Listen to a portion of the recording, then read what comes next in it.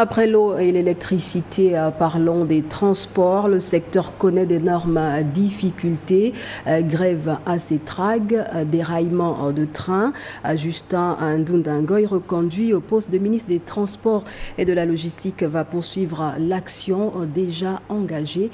C'est un reportage de Cabrel Guilain Limani. Reconduit à la tête du ministère des Transports et de la Logistique, Justin Ndundangoy devra faire face à plusieurs défis, en dépit du fait qu'il connaît le secteur dont il a la charge. Parmi les attentes, le membre du gouvernement devrait apporter des solutions à la société gabonaise de transport qui connaît un climat social particulier. Les agents accusent un bon nombre de mois de salaire impayés.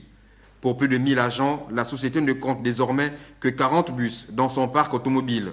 Le ministre des Transports devra donc s'atteler à améliorer le climat social qui prévaut au sein de la Sogatra et permettre à cet opérateur de reprendre et assurer sa mission première qui est celle de transporter les usagers à moindre coût.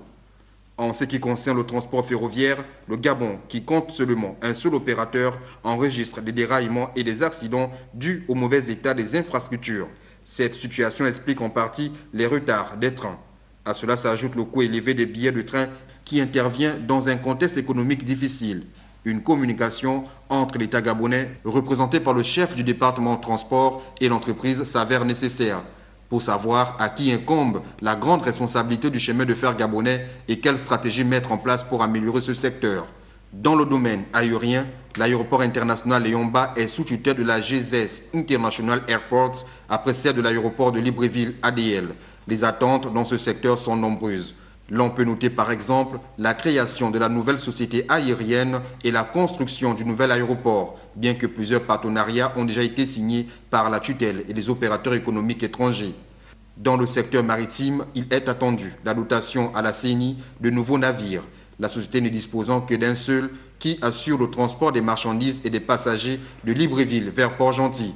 Plusieurs défis restent à relever étant donné que la société a du mal à s'imposer sur le plan international. Autant d'attentes qui devraient permettre à Justin Ndundangoy de mettre en place un plan d'action pour que le département transport et logistique participe positivement à la relance de l'économie, axe principal du plan stratégique Gabon émergent.